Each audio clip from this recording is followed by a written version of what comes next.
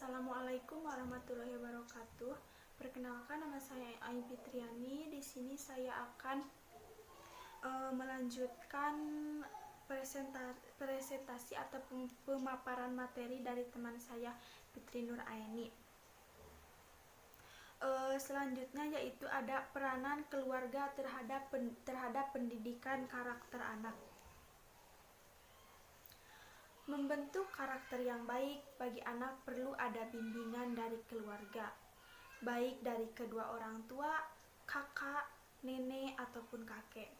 Karena karakter merupakan perilaku penting bagi kehidupan anak dewasa nanti. Karakter yang akan dipelajari oleh seorang anak itu tergantung dari apa yang dilihat oleh anak terhadap perilaku orang tuanya. Maka dari itu, kita yang nantinya akan menjadi orang tua dan juga pendidik harus tahu pendidikan karakter seperti apa yang akan diberikan pada anak sesuai dengan perkembangannya. Pendidikan karakter pada anak dapat diklasifikasikan menjadi beberapa tahap. Tahap yang pertama yaitu usia 5-6 tahun, anak diajarkan hal yang berkaitan dengan karakter moral. Mengapa anak pada usia ini perlu diajarkan karakter moral? Karena karakter moral dapat melatih anak untuk bersikap jujur dan sopan. Pada fase ini, anak akan diajarkan bagaimana mengetahui dan membedakan hal-hal yang dianggap bermanfaat, baik buruk dan benar salahnya suatu tindakan. Contohnya seperti mengajarkan anak tata krama, sopan santun, bagaimana menghormati terhadap orang yang lebih tua darinya.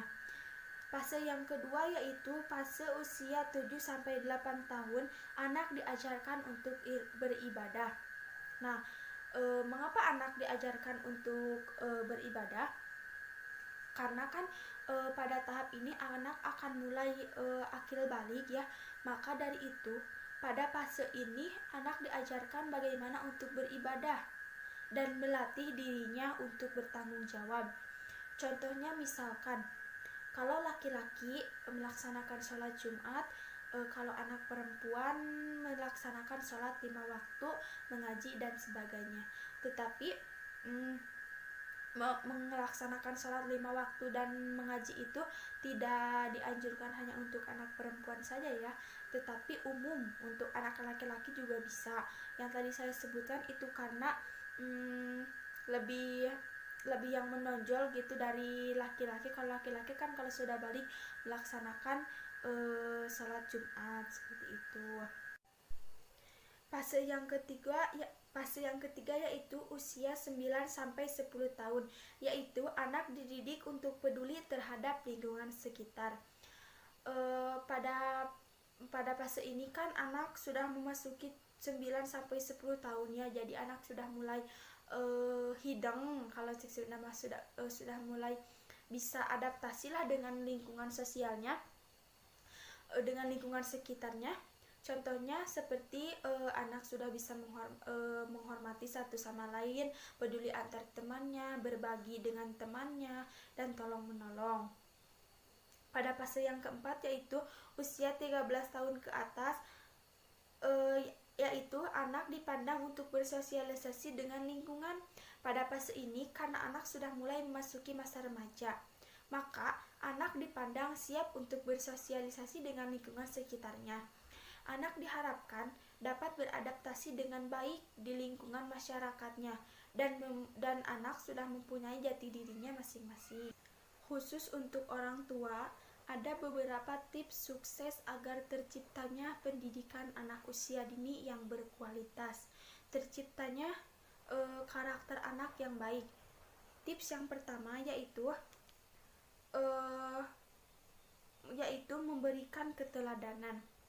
Orang tua harus memberikan keteladanan yang baik pada anak, karena apa yang dilakukan oleh anak itu karena tergantung sifat orang tuanya.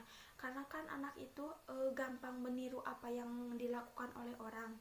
Jadi kita sebagai orang tua atau pendidik yang nantinya akan orang yang akan menjadi orang yang sangat dekat yang akan selalu ada di lingkungan sekitar anak.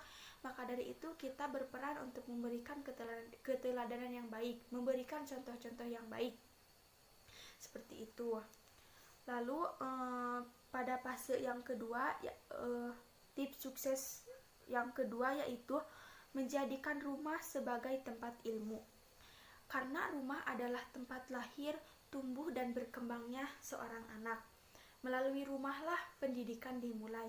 Jika rumah mampu menjadi sumber ilmu, amal dan perjuangan anak, maka anak akan tumbuh menjadi anak yang mantap dan penuh prestasi. Seperti itu. Tips sukses yang ketiga yaitu orang tua menyediakan wahana kreativitas. Anak kan dilahirkan membawa ciri khasnya sendiri-sendiri, maka memiliki keunggulan yang khas yang tidak ada pada orang lain. Nah, kita itu sebagai orang tua, kita atau pendidik, kita itu hanya sebagai fasilitator anak. Kita menyediakan, kita menyuruh, membimbing apa yang akan dilakukan oleh anak. Contohnya misalkan anak ingin menggambar, anak ingin bermain komputer, anak ingin membaca, kita hanya berikan saja layaknya apa yang ia mau.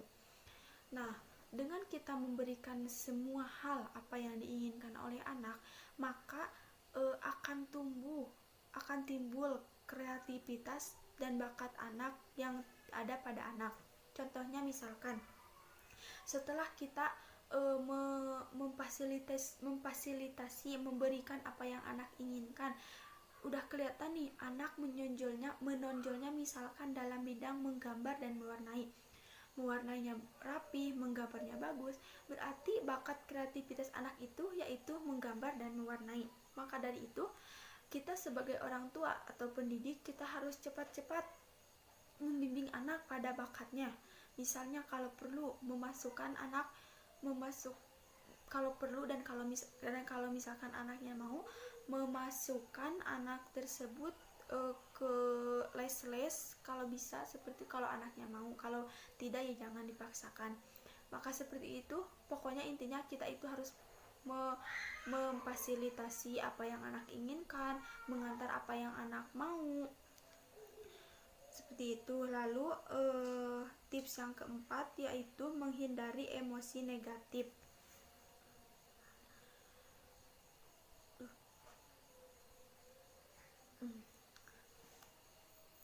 Emosi yang negatif seperti marah, kecewa, dan tersinggung adalah hal-hal yang alami yang ada pada manusia. Jika kita tidak bisa mengendalikannya, maka itu akan berbahaya, terlebih sampai dilakukan di hadapan anak.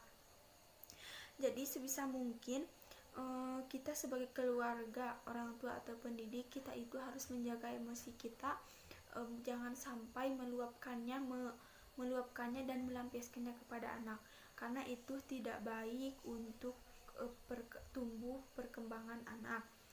Lalu tips yang kelima yaitu berdoa, rajin berdoa. Karena kan kita itu sebagai manusia ya, jika ingin menggapai sesuatu hal yang baik itu, kita harus ada usaha dan diiringi dengan berdoa.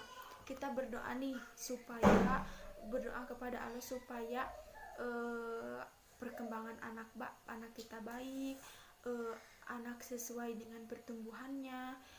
Pokoknya kita berdoa kepada yang baik-baik, seperti itu.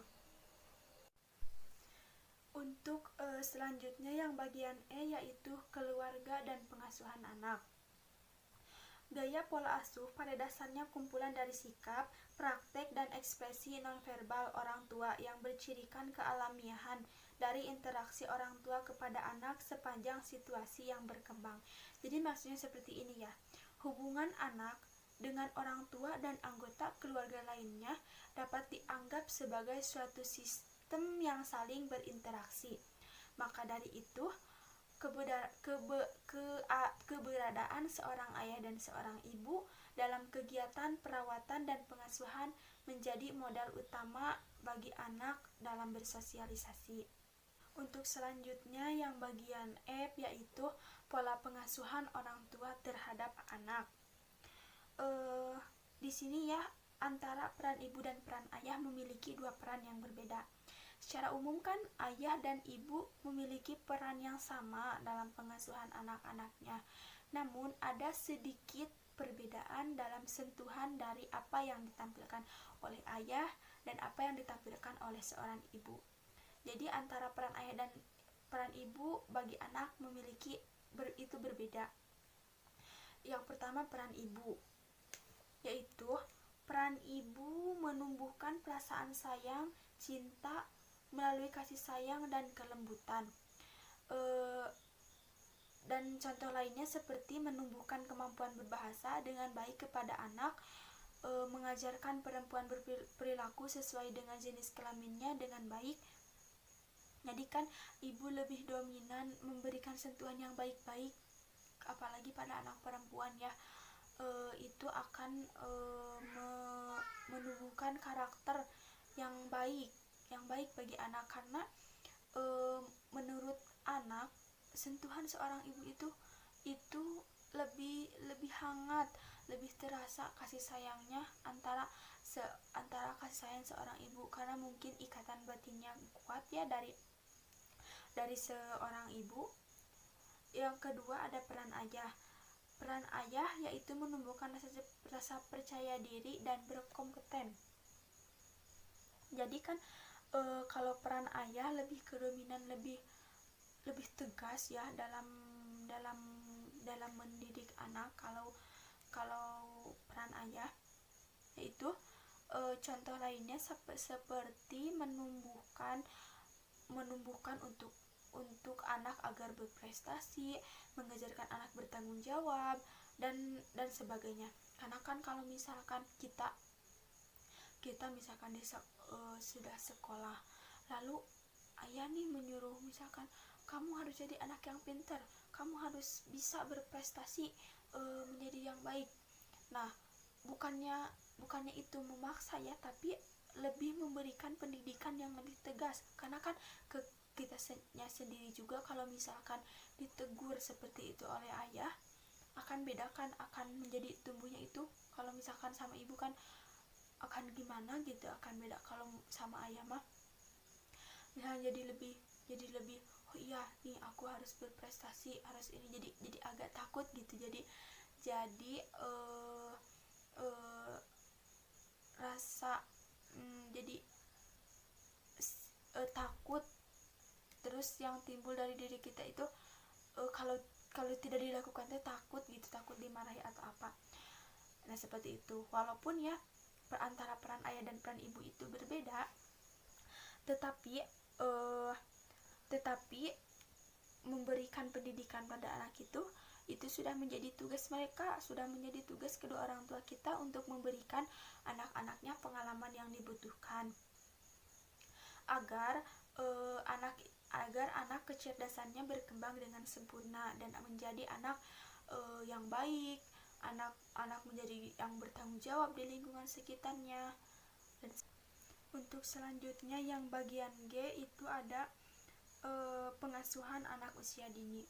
Pengasuhan anak merupakan salah satu faktor yang menentukan pertumbuhan dan perkembangan anak, terutama pada masa kritis yaitu usia 0-8 tahun. Maksudnya begini. Maksudnya adalah karena tahun-tahun pertama kehidupan anak merupakan kurun waktu yang sangat penting dan kritis dalam hal tumbuh kembang fisik, mental, dan psikososial anak. Maka dari itu, kita sebagai orang tua dan pendidik berperan penting dalam proses pengasuhan anak. Ada tiga istilah ya dalam proses pengasuhan anak. Yang pertama ada yang disebut dengan asuh, yaitu berikanlah ASI kita pada anak kita sampai 2 tahun.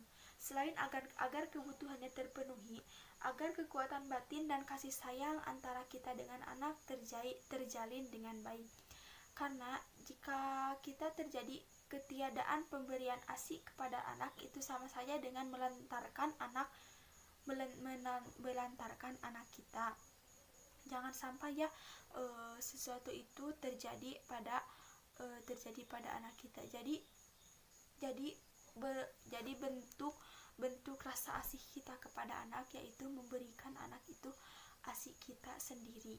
Berikanlah asih kita sendiri. Kalau misalkan tidak ada problem lain, misalkan asih tidak keluar atau gimana, kalau misalkan asinya banyak atau masih mampu memberikan asi kepada anak, berikanlah asi kita. Karena juga asi kan itu juga lebih baik ya untuk pertumbuhan dan perkembangan anak. Jadi selain baik juga untuk kesehatannya, nutrisinya juga akan terpenuhi, dan juga apa yang dibutuhkan oleh anak itu dengan terpenuhilah pokoknya. Dengan kita memberikan ASI, salah satu rasa ASI kita itu yaitu memberikan ASI kepada anak kita sendiri. Istilah yang kedua itu ada yang disebut dengan istilah ASI. ASI. Ini ya amanat untuk teman-teman ataupun siapapun gitu. Kita belajar bersama-sama gitu. Jadi maksud dari istilah yang kedua itu yaitu ASI.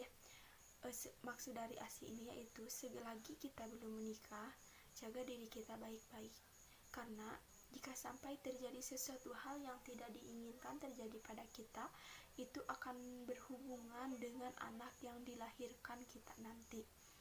Karena kehamilan yang tidak diinginkan itu akan terjadi kasih sayang dari ibu yang tidak benar, dan itu akan berkepanjangan. Jadi kan siapa yang mau, namanya juga kehamilan yang tidak diinginkan, otomatis kan anak yang dilahirkannya pun pasti tidak diinginkan. Padahal kan itu salah siapa? Itu kesalahan orang tuanya sendiri, tetapi anak menjadi terlibat, anak menjadi taruhannya gitu, seperti itu. Jadi sebisa mungkin lah kita harus bisa jaga diri baik-baik kita, karena itu akan kasihan kan untuk anak kitanya nanti gitu, kalau misalkan akan mendapatkan perlakuan seperti itu, mendapatkan kasih sayang yang tidak semestinya sama dengan anak-anak yang lainnya. Terus anak yang seperti itu anak akan dikucilkan juga. Pokoknya anak yang dilahirkan dari atas kesalahan orang tuanya itulah kasihan anaknya akan menjadi sebuah penderitaan gitu bagi anaknya. Lalu yang ketiga, istilah yang ketiga itu ada asah. Istilah dari asah itu yaitu jangan sampai terjadi kekerasan dalam rumah tangga kita, pertengkaran, apalagi hal itu sampai dilakukan di depan anak kita, karena itu akan berpengaruh pada mental anak. Anak akan cenderung lebih sering murung karena perbuatan kita yang seperti itu. Seperti yang telah saya katakan tadi ya, yang bagian dari sebisa mungkin kita mengendalikan emosi kita sendiri, karena itu tidak baik untuk kesehatan mental anaknya. Jadi seberapapun ributnya kita punya masalah dengan suami kita, usahakan jangan sampai meluapkan, jangan sampai menimbulkan kegaduhan, keributan di hadapan anak-anak kita nanti. Lalu yang bagian H itu ada peduli pada anak-anak. Contoh peran kita sebagai orang tua ya, menimbulkan rasa peduli kita pada anak-anak itu yaitu dengan mengajaknya anak berolahraga, karena olahraga yang teratur adalah salah satu cara untuk mendorong anak agar aktif dan untuk mengembangkan keterampilan motorik mereka. Ada beberapa yang harus dilakukan oleh orang tua terhadap anak ketika sedang melangsungkan olahraga dengan anak. Yang harus dilakukan oleh orang tua yang pertama yaitu membuat olahraga menjadi menyenangkan. Mengapa hal demikian? Karena kan anak itu tidak bisa ya melakukan sesuatu itu dengan sungguh-sungguh, dengan serius gitu. Jadi kita sebagai orang tua sebisa mungkin kita menciptakan suasana olahraga kita itu menjadi menyenangkan bagi anak. Contohnya misalkan olahraga tapi musiknya dengan musik-musik yang menyenangkan, musik-musik yang disukai dengan anak, maka dengan itu anak melakukan olahraganya itu kan akan lebih senang gitu, anak tidak mudah bosan seperti itu. Lalu hal yang kedua yang harus dilakukan oleh orang tua itu yaitu orang tua harus ingat bahwa anak itu boleh berbuat salah. Maksud boleh berbuat salah ini di sini ya, maksudnya itu bukan selamanya itu anak diperbolehkan untuk salah, tetapi biarkanlah anak belajar dari pengalamannya sendiri seperti itu. Jika pada saat olahraga berlangsung anak misalkan salah nih, misalkan orang tua mencontohnya, coba sekarang Ade rentangkan tangannya ke kanan misalkan, tetapi anak tersebut malah merentangkan tangannya ke kiri. Nah itu kan salah. Kita sebagai orang tua jangan menegurnya, jangan kamu salah, jangan begitu, harus yang benar, jangan seperti itu, karena itu akan membuat ia menjadi tidak percaya diri, dan akhirnya anak itu tidak mau lagi melangsungkan olahraganya. Sebaiknya kita bicara dengan baik-baik. Adek, kalau misalkan ibu bilang rentangan tangannya ke kanan itu yang ini, kalau sebelah sini itu namanya yang kiri, kita ulangi sekali lagi ya. Nah boleh seperti itu, contohnya seperti itu. Lalu yang ketiga adalah mengizinkan anak untuk mengajukan pertanyaan. Nah pada saat kegiatan olahraga berlangsung nih, kan kita sebagai orang tua memberikan kesempatan anak untuk bertanya. Jika anak yang tidak aktif, kan anak itu ada yang aktif ada yang tidak ya. Misalkan anak yang aktif mengacungkan tangannya, misalkan ibu saya mau bertanya misalkan, nah kita itu harus memberi kesempatan anak itu untuk bertanya, jangan bertanya sekarang, jangan seperti itu. Ya dek, adek mau tanya apa? Misalkan anaknya nanya, ibu kenapa harus melakukan gerakan ini, misalkan seperti itu. Nah kita itu harus memberikan jawaban yang baik-baik kepada anak, pokoknya harus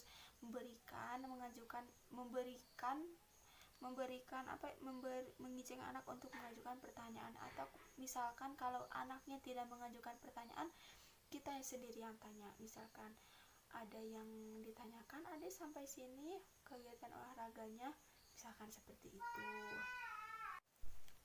Lalu di sini yang tadi kan ada 3 yang harus dilakukan oleh orang tua terhadap anak pada saat olahraga. Sekarang juga ada beberapa hal yang harus dihindari pada saat kegiatan olahraga dengan anak, yaitu yang pertama berteriak pada anak. Seperti tadi ya, ini hampir berlawanan dengan tadi yang harus dilakukan. Ingatlah bahwa anak boleh berbuat salah, jadi kita itu tidak boleh menegurnya.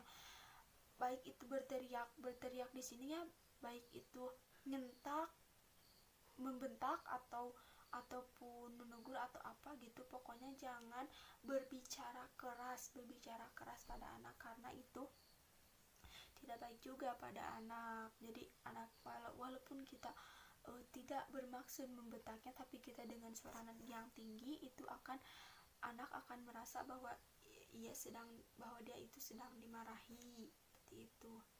Hal yang harus dihindari yang kedua yaitu menghakimi anak. Itu contohnya misalkan ketika sedang berolahraga berlangsung nih, misalkan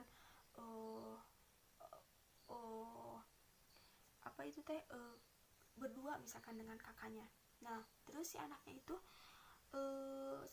berbuat salah nih si anaknya itu.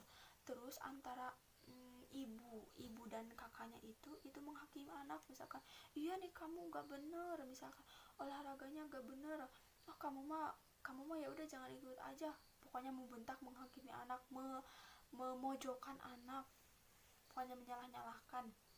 seperti itu tidak boleh ya. Yang ketiga yaitu menekankan kesalahan. Ini hampir berhubungan dengan menghakimi anak ya, yaitu menekankan kesalahan. Seperti yang tadi saya berikan contoh, yaitu antara ibu dan kakaknya itu menghakimi adiknya, menekankan bahwa ia yang salah. Padahal kan namanya juga anak ya, pasti ada kesalahan, bukan anak sih, namanya juga manusia, pasti ada kesalahan gitu. Jadi janganlah, kalau misalkan anak salah itu jangan sampai menekankan bahwa ia yang berbuat salah, udah gak apa-apa atau gimana gitu, bicara yang baik. Seperti itu ya, mungkin seperti itu teman-teman materi yang dapat disampaikan dari saya. Kurang lebihnya mohon maaf apabila penyampaian materi dari saya itu kurang dimengerti oleh teman-teman atau ada yang salah dalam penyampaian materinya, mohon maaf yang sebesar-besarnya. Terima kasih. Wabillahi taufiq wal hidayah. Wassalamualaikum warahmatullahi wabarakatuh.